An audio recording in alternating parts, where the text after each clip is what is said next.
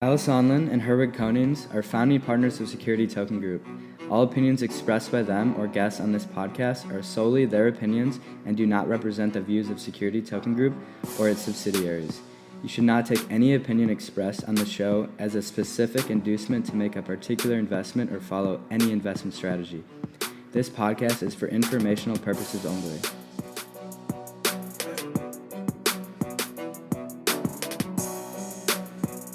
Hello, everybody. Welcome back to the Security Token Show, episode 35. My name is Kyle Sonlin, and as always, I'm joined with my co-host, Herwig Konings. Hey, Kyle. It's a pleasure to be here, and I want to thank all our returning listeners and welcome all our new ones. And also take a quick pause and say, our thoughts and prayers are out there with everybody who's being affected by this COVID-19 coronavirus epidemic, and for sure, hopefully everyone's able to navigate these new choppy waters that we're all dealing with. But with that, we're excited about today's episode. We're going to be talking about how digital securities speed up markets, especially given all this crazy market trading that's been happening in the last few weeks. But before we do, for those of you who are new to the show, we like to kick off the show with our Companies of the Week segment, followed by industry news from the last week, the newest STOs and updates from the last week as well, and of course, a market activity report. So, Kyle, tell me, who is your company of the week? Well, my company of the week for episode 35 is Provenance. And Provenance is a blockchain for securitized assets backed by a well-known lender called Figure, which we've talked about many times before on the podcast. And they made headlines this week for completing the securitization and issuance of $150 million in bonds in a collaboration with a consortium of other firms that includes Figure Technologies, Jefferies Group, Nomura Securities, and Tilden Park Capital. The bonds, which are HELOC loans, which stands for Home Equity Line of Credit, were issued by Figure onto the Provenance blockchain and were just announced this week. And so essentially, Figure issues these loans, which are home equity line of credits, where you can get a line of credit or a debt. You can get money from them backed by your home and the equity you have in the house that you have. And then Provenance is the blockchain that they're actually issuing on in these fully tokenized offerings. And Figure has been our company of the week before, and we certainly love talking about all the fantastic things that CEO Mike Cagney is doing in the securitized lending space. But I wanted to make sure that the Provenance team also received recognition for their role in the process for providing secure technology layer that supports the underpinned securities. The company launched a subsidiary as a subsidiary of Figure in 2018, but in 2019 actually emancipated from its parent company, conducting its own $20 million private security token sale, and is moving towards independent management. However, Cagney is still the CEO of both firms, but they are separate businesses at this time. And this is super exciting because they've actually launched a full $150 million debt issuance. They've raised the capital and they've issued these debt offerings onto the Provenance blockchain. And so I had a great quote from Sunil Patel, who's the managing director of one of the firms involved, Nomura Securities International. And he stated, "Nomura is proud to have been a lead underwriter on Figure's inaugural securitization on Provenance. Provenance is leading the way toward creating a more accessible securitization market, one where smaller issuers may securitize assets at a lower cost than the traditional model." And it's fantastic to see this loan set go live. I'm really excited to see the extent at which it is available to the public, both in terms of access to lending as well as access to investing in this tokenized debt. So congrats again to Mike Cagney and the Provenance team for a huge institutional win this week. Congratulations to Nomura Securities, Tilden Park Capital, and Jefferies Group for being involved, being interested in making the jump into the tokenized space. And I'm very excited to see how this thing progresses moving forward and how they can scale this operation to potentially billions of dollars, even by the end of 2020. It will no doubt scale to that level. Anyone who has been listening to the show from the very beginning knows that I'm a huge Mike Cagney fan and what they're doing over at Figure and Provenance. He's gone on to say that they see up to 300 basis points in value savings across the lending and securitization chain. They have been one of the first movers into this space and one of the most institutional. They've raised over $1 billion in debt. They've issued already $750 million on loans. And so this is actually just a small small securitization. I expect to see many more, and I expect to see many more great things from the team at Providence there. So great choice, Kyle. Yeah, it's exciting. I'm really excited to see how they can scale, and definitely the Providence team deserves plenty of credit. Moving on to episode 35, Company of the Week for you, Herwig. Who caught your eye this week? Well, last week I threw us on a loop and I chose a person, specifically a politician. And this week I'm actually going to choose a regulator. And that's because there was a regulator that made a move last week that really caught everybody's attention. It caused a series of articles to make the rounds. And I'm talking about France's Financial Markets Authority, or the AMF over there, which recently called for a European-wide sandbox for digital securities. So France has always long been seen as a pro-blockchain region. They've implemented several frameworks around crypto already. They have a lot of legislation that's very active around blockchain technology. And based on an earlier analysis by the regulator, they assessed that the current market infrastructure for fundraising today won't work for tokenized securities. Instead, they want to create a digital lab that allows companies to skip the traditional MiFID and CSDR requirements and instead allow companies this new environment to thrive, of course, with continued overwatch from EU regulators. The AMF president, Robert Ofele, said that, quote, "We are faced with a chicken and egg paradox. The space cannot develop under the current framework, but without documentation, new frameworks cannot evolve either." So that's where the purpose of the digital lab would come in. It would run for 3 years to collect data and offer an environment for projects to succeed, and of course, all in order to properly evolve the current market frameworks upon the completion of the program. He went on to say specifically that, quote, "Blockchain can contribute to a profound transformation of the functioning of financial services by reducing the cost of intermediation and speeding up processing. The European Union cannot afford to miss it." A pretty big statement coming from one of the presidents of one of the major countries' regulating bodies for securities. The article on CoinDesk does acknowledge that the press offices for Germany's, Italy's, Austria's, Ireland's, and Finland's respective securities regulators did not immediately respond to requests for comment, and neither did the European Securities and Markets Authority, which is considered to be the top securities watchdog for the European Union. But I want to give a huge shout out to France's AMF for recognizing the power of blockchain technology for financial markets and, of course, identifying that the frameworks of today won't suffice for the future world of tomorrow. A digital lab would enable a lot of innovation in the space, as we've already seen in a similar setups in the UK, Canada, and Singapore with their respective sandboxes, and I think quite successfully. So definitely for me, they've earned the title of Regulator of the Week, and hopefully fellow regulators in the region react positively to the proposal. We'll definitely be keeping an eye on it. Yeah, this is another huge win for the space in terms of finding another jurisdiction that is open to innovation and looking to help build the industry moving forward. Because the reality is that there are so many benefits for the people and for the financial sector in leveraging these technologies, many of which we'll discuss later in this episode. But the key is going to be working and collaborating with regulators and with all of the different pieces. And so as supportive as they are in building that dialogue and continuing that conversation, I think the more important it will be for the development of this industry. Well, even more so, Kyle, if Europe is able to unite under a new framework, because we've talked about it a lot on the show, many different countries throughout Europe have already passed their own legislation defining crypto securities or security tokens, etc.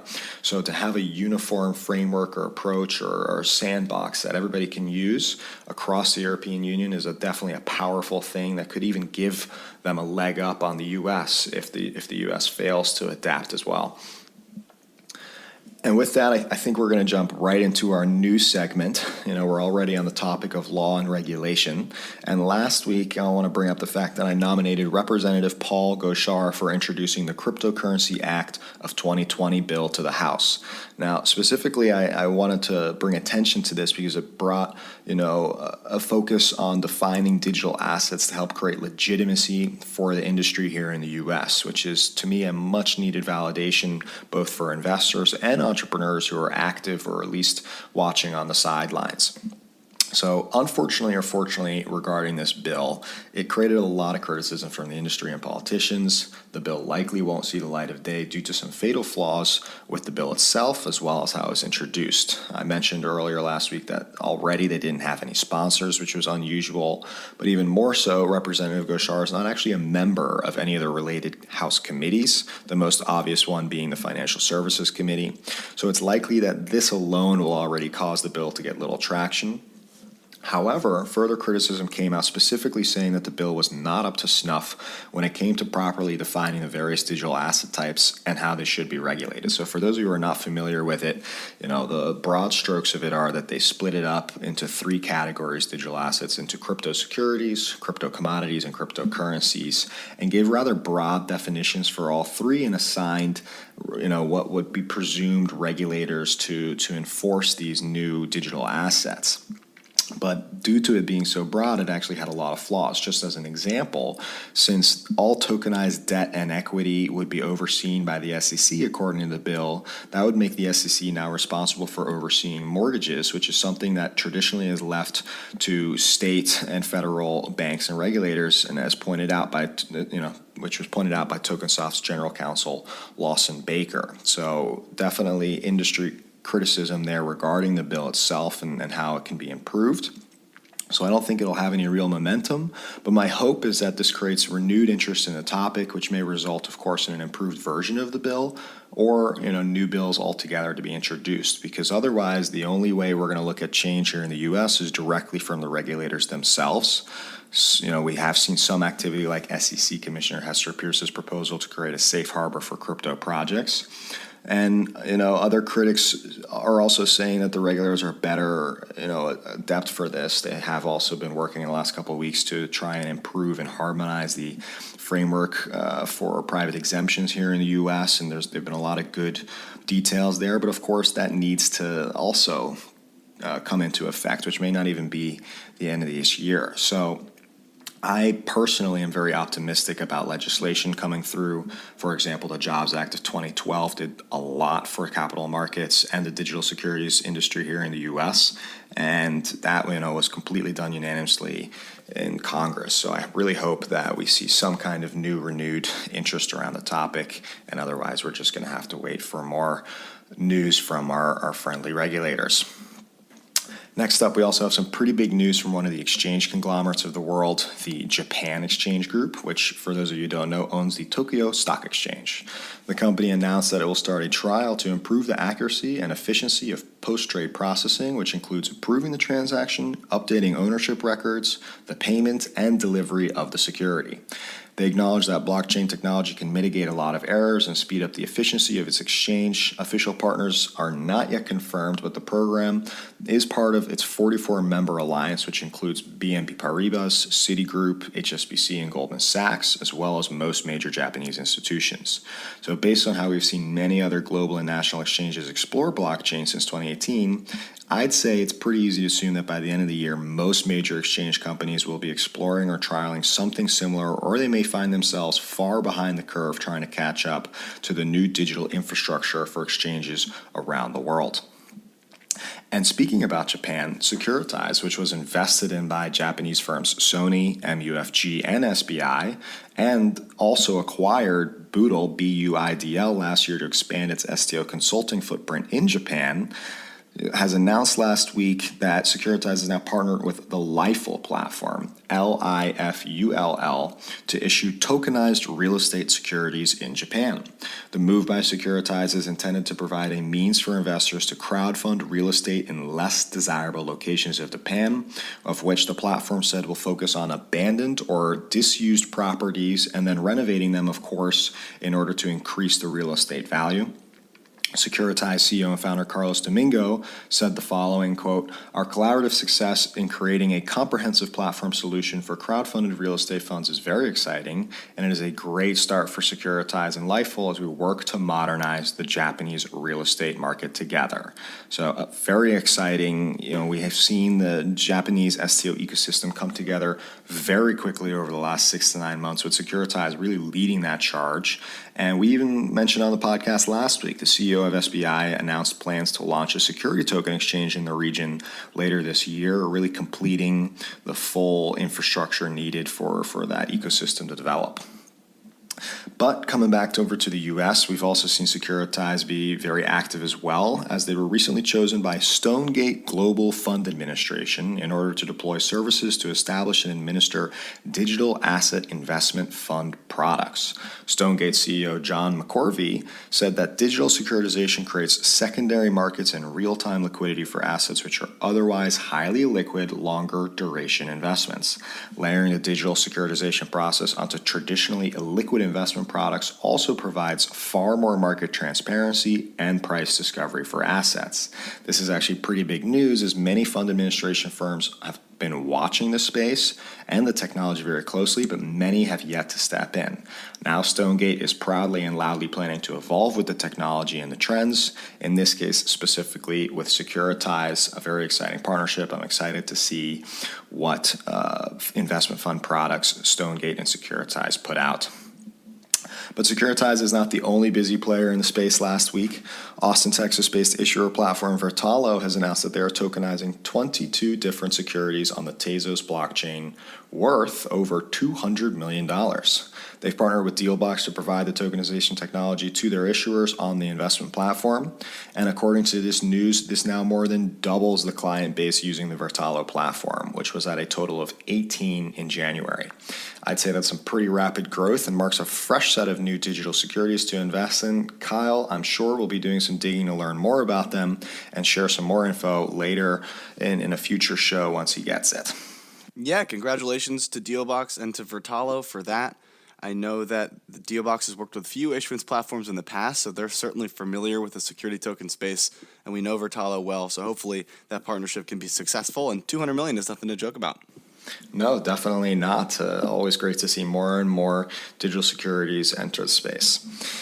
And over on in the UK, we saw issuance platform Smartlands win an award for the best crowdfunding platform by the FinTech Breakthrough Awards, which recognize Smartlands for being a top company and product in the financial services and technology industry today, no doubt for their progressive work in the security token space and issuing several STOs to date already. Awards are always great recognition and validation, so congrats to the Smartlands team for that recent award. And we also saw another market report released this week, this time by DataBridge Market Research. Unfortunately, this information comes with a bit of a paywall, minimum of a $4,800 license, so I didn't download this one myself. The title claims that the tokenization industry does, however, will compound at an annual growth rate, a compound annual growth rate of 22.45% from 2019 to 2026, which is a really great CAGR, as well as the fact that it may reach up to $4.4 trillion in total market size. So definitely some interesting statistics. It seems to be geared way more for enterprise. But if anyone gives this report a download, please reach out. Please let me know your thoughts on it. It does look like it could be very interesting. And I think this is a good time to take a pause and let everybody know listening that any of the articles, events, information that we discuss on the show can be found actually in the description of wherever you're listening to, or directly from the source at stomarket.com. So Kyle, why don't you tell us a little bit about some of the upcoming events in the industry? Great work, Herwig. As always, killing it on the industry news section. We definitely didn't take any breaks with new announcements and awesome stuff this week. Moving into the events, we do have a virtual conference on March 25th. Everybody is bunkered down, trying to self-quarantine a little bit. And fortunately, you don't have to go without security tokens. We have a tokenizing real estate virtual conference and online networking event hosted by Expanse and Startup Agora. That's going to be on March 25th at 2:30 p.m. EST, Eastern Time, of course.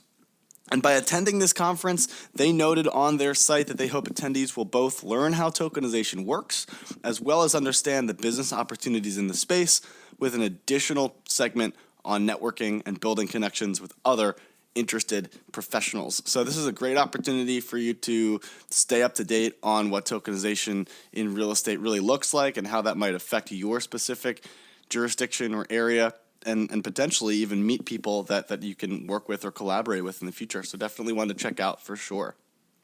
We also have the Securities Finance Technology Symposium 2020 on May 7th in London. We've mentioned this one before. I wanted to give that reminder that it will still be going on. They made a note on their website that it's pending based off of how the response to, global travel works. Maybe they postpone it for a month or two and let some of the macro events blow over, potentially. But they actually are fully moving forward as of today, as of now. It will be going on May 7th in London, the Securities Finance Technology Symposium 2020.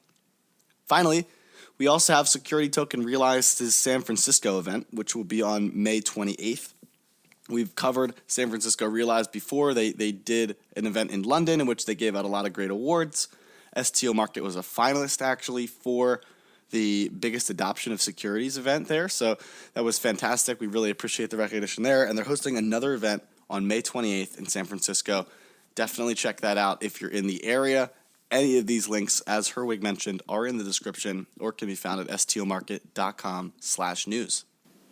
Great to see conferences go virtual in this time so that we can still participate and move the industry forward. And hopefully we got some great events in the future there, it looks like, that hopefully won't get canceled as we pass through this viral epidemic. But Kyle, you are the CEO of Security Token Market. You're super plugged in. You know everything that's going on when it comes to the latest STOs as well as what's happening in the market. So tell us what's going on. Yeah, well, we have one new security token offering this week. We had 6 or 7 last week. So if you're interested in hearing more about STOs, listen to this one and then maybe check out the last episode. I think we covered 3 or 4 European real estate projects. We had a national digital currency and many other great offerings that were super interesting. It was a jam-packed week last week. That was episode 34.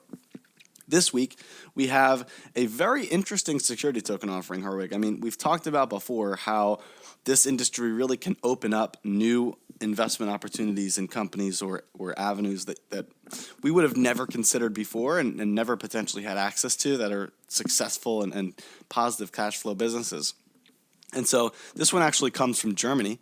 We're talking about Park & Go, which serves 2.7 million customers across 9 different European countries, and it's an airport parking business. And so the German regulatory body BaFin approved a cross-border security token offering from Park & Go, allowing them to raise capital from accredited and retail investors in 21 of the 27 EU member states, and it's allowing them to launch this as a full blockchain-backed security token. And so the system also permits them to have secondary transactions with all of the rights attached to the digital asset. So as we talked about in the past, this is not just a kind of a security token just to track the transactions that's launched with a real paper asset as well. We've talked about that like kind of a hybrid or halfway security token sometimes in debt offerings. This is a full security token, fully approved by German regulators with an eye towards secondary trading for a business with 2.7 million customers. So it's pretty exciting. They're going to launch their token on the Luxembourg-based issuance platform Stoker, S-T-O-K-R. As I mentioned, it will be for retail and accredited investors, which just seems like a trend there in Europe. So they're really looking to involve and include all investors of all types, which is fantastic. The ticker is going to be GOTS, and it will be issued as an ERC20 Ethereum-based token, which is great news for interoperability with all of the other previous infrastructure we've already built. And unfortunately, I don't have a timetable regarding its launch in terms of its public launch, but you can sign up to find out more information on their website. I certainly know that I have, and you'll hear all of that in coming episodes. If you want to sign up for the newsletter, definitely check out parkandgo.com/STO. Wow, what a great STO, Kyle. First of all, Germany seems to be very active, as you pointed out. But second of all, this is, a European Union-wide offering, both for retail and non-accredited investors. They, as you mentioned, have 2.7 million customers, many of which may be interested in participating in the offering. And it's a very unique offering. There's, anyone who's gone to the airport and parked there knows it's extremely expensive. So services like Park & Go fill that need, and definitely probably isn't likely big enough to perhaps go public, but definitely big enough for them to reach out to customers and interested investors and participate in a security token offering. So I wish them the best of luck. Definitely eager to see the update on this one in the future. Absolutely. Very, very exciting stuff. And moving into the market update, where we cover all of the action from the secondary space and what's going on with the live issued security tokens. As always, just like the news that we've covered all week, you can find all of the pricing data that gets updated programmatically and hourly on stomarket.com as well. All 9 live tokens from as many jurisdictions as we can find. We're continuously updating that list as we can get more and more data access. So definitely go check that out at any point in time to find out how these prices are performing. But just as a recap over the last week, our total market cap is down about 15 to 20% to $47 million from $55 last week. And while obviously that's not ideal, it's certainly to be expected because the crazy market conditions across every industry because of the self-quarantining and a lot of this stuff around the world certainly has had an effect on our market as well, which is to be expected. That means that it's healthy, it's following general trends, but hopefully it will be able to rebound. When we look at the breakdown of where that came from, T0 followed the traditional market performance pretty much to a T and has begun a little bit of a slide. The shares are now down to around $1.10 from maybe $1.40 last week. But there was a peculiar piece of it from Monday, March 16th, which is the final day we try to get all of our data in before we record to obviously publish it Tuesday morning. And it was interesting because as of Monday, and this wasn't at market close, so the prices could have changed slightly, but the trading volume was only $52, which is the lowest trading day in T0's history at that time, and it had never traded below $300 in volume on a day, even at its launch. And it's actually the first time under 1,000 since 2019. In addition, across 2020, since they've opened full trading to retail investors, we've seen it pretty much average over $10,000 in volume. So finding this total investor apathy is very, very interesting. I'm not necessarily sure what to make of it yet. We'll need a couple more days of data. Certainly we'll pay attention this week and cover it in episode 36. But very interesting to see that there was investor apathy today and not necessarily a mass sell-off in the worst day in U.S. stock market history. So very interesting to watch and see how that progresses over this week, if it continues to begin its decline, or if the investors that are currently holding are fine with just holding where they're at and they're just not interested in buying yet. Looking at other tokens, we have Blockchain Capital and Lottery.com, which both had additional sell-offs this week. The BCAP token saw about a $5,000 sell-off and has now actually fallen behind Spice VC into the 3rd spot for the highest market cap in the industry. So just as a recap, as of Monday, March 16th, the order looks like T0, number 1 largest by market cap, then Spice VC, then Blockchain Capital, Lottery.com, 22X, Protos Fund, and then finally the 3 real estate tokens issued by Realty. And on the real estate front, Monday actually was a great day for a few of those properties, which over the week had mirrored traditional markets and begun to slide. But today, as of Monday, Fullerton, the apartment complex, is actually up 26%, and Marlowe Street is up 15%. And so that's not even considering the fact that these tokens are actually paying a double-digit dividend that gets paid daily. So for many of these investors, they're receiving double-digit equity returns and double-digit coupons for their investment. And that's a really fantastic and fascinating observation to see because it shows that potentially investors are excited in getting that rental income and investing in a hard asset to potentially park some of their cash in instead of putting it in equities or something like that, which really had a tough week this week. Fascinating, Kyle. It's interesting to see, equities mirror the public market, but also to see the real estate tokens take such a jump during this time. It's definitely no coincidence, I think. And I think that's a great segue into our main topic. At the end of the day, what we're trying to compare here is if we were to look at public markets, more than ever today, retail investors are able to participate. It's digitally accessible, and the exchanges are mostly built on electronic trading at this point. And so you see extremely volatile markets recently because everybody is trading, of course, due to the coronavirus epidemic across the world.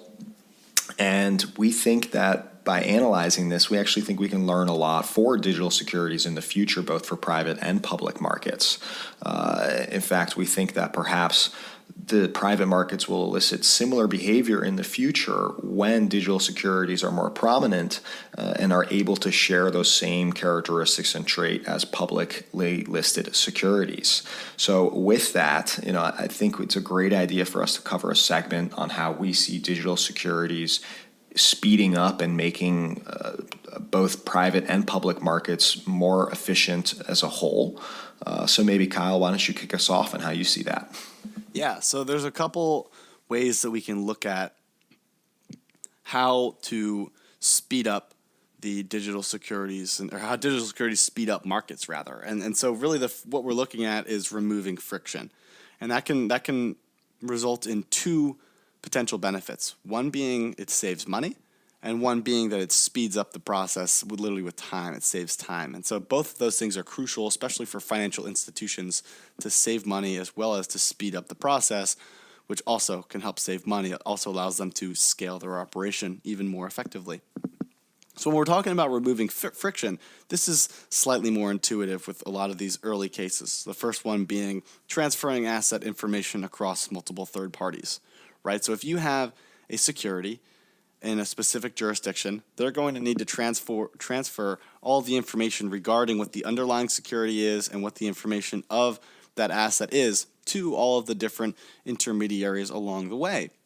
So that requires a lot of hand-holding, right, in terms of sending all this information, all the documentation, all the filing regulations, and all of that stuff from one person to another. So by leveraging that through the blockchain technology, it makes it much easier to send that information across, and it also makes it much easier for the other parties to verify that that information is correct and that this hasn't been altered in any way.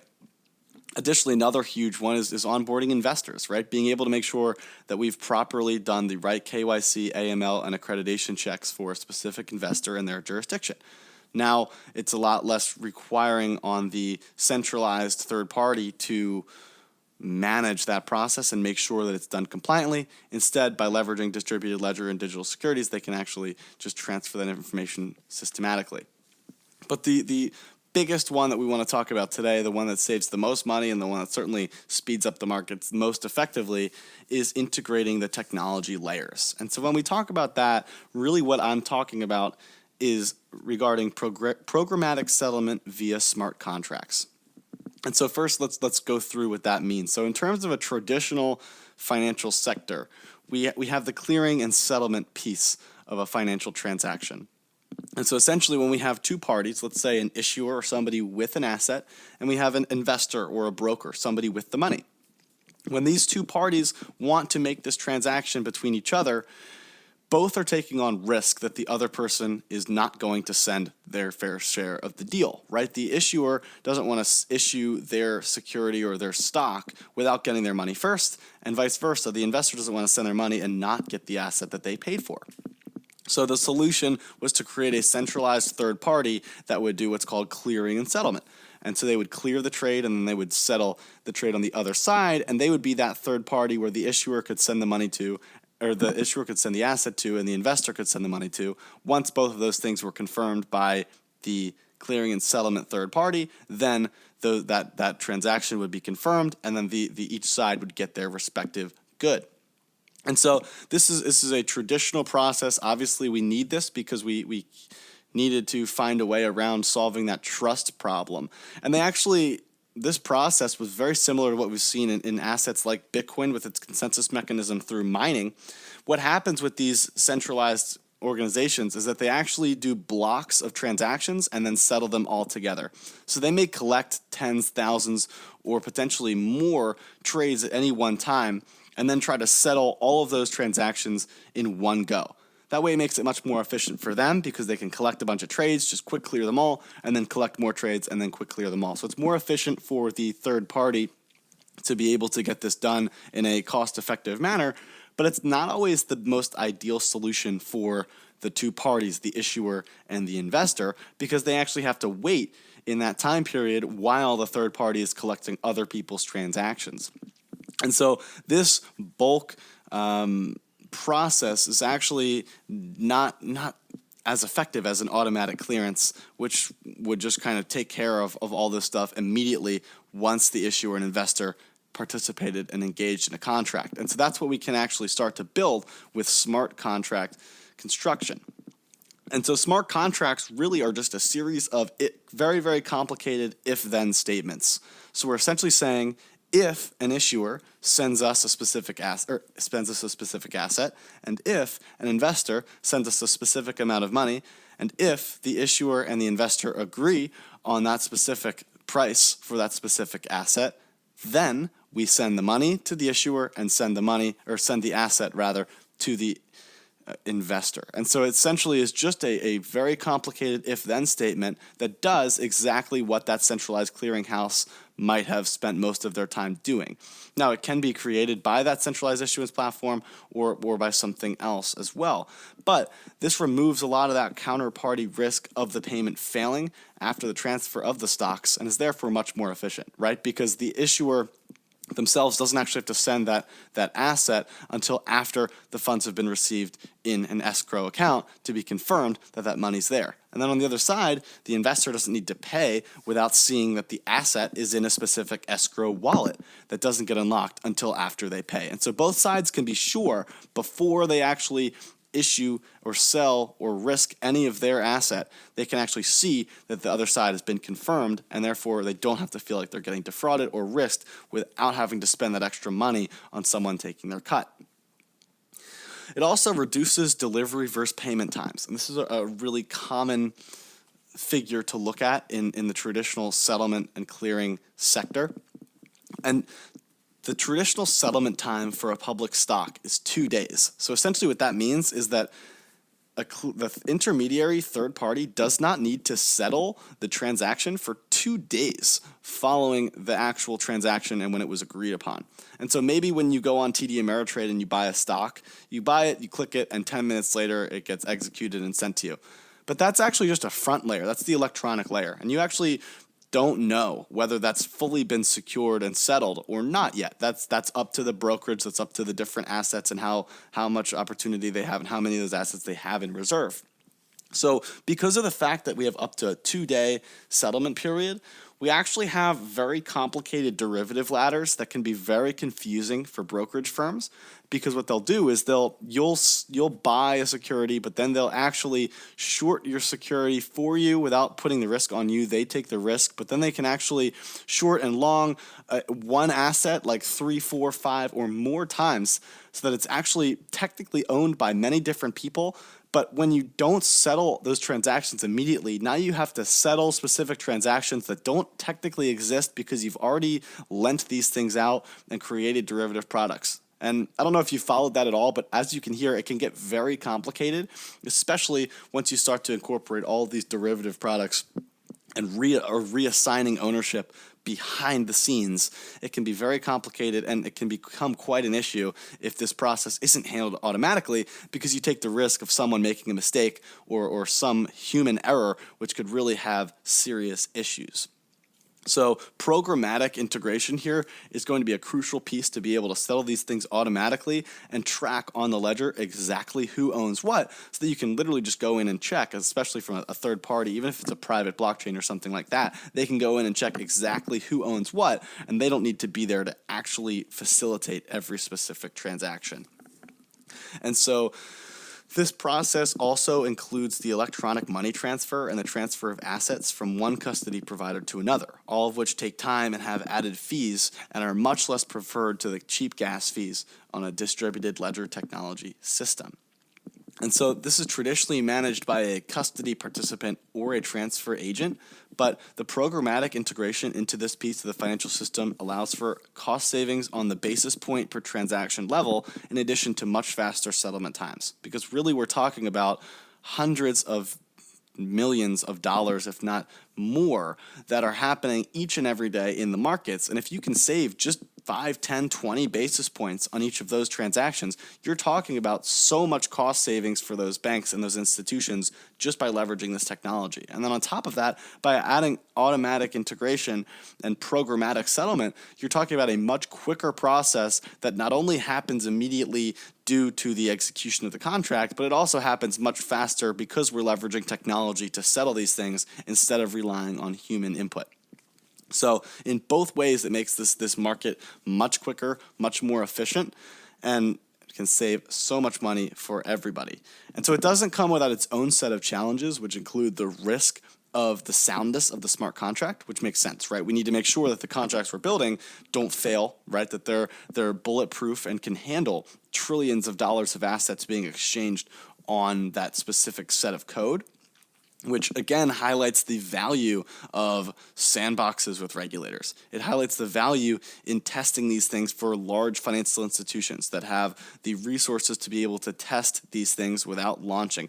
It also highlights the impact of the important conversations that we need to have between the innovators, the startups, as well as the institutions and the enterprises, and then finally the regulators. We all need to be in communication, all need to be working together to build a system that can work well, because in the situation where this goes live and it works for everybody, everyone saves money, everyone saves time. It's easier for regulators to policy. It's easier for institutions to settle these things, make more money, and it's obviously helpful for the innovators who are able to expand into new opportunities and build the industry even larger. And so there's some risk there in terms of the smart contract. The other piece of risk I think is important to note is there's displaced clearing risk due to the lack of liquidity without the traditional bulk settlement. So that bulk settlement I was talking about earlier, where they collect all those transactions and settle them all at one given time, is known as netting.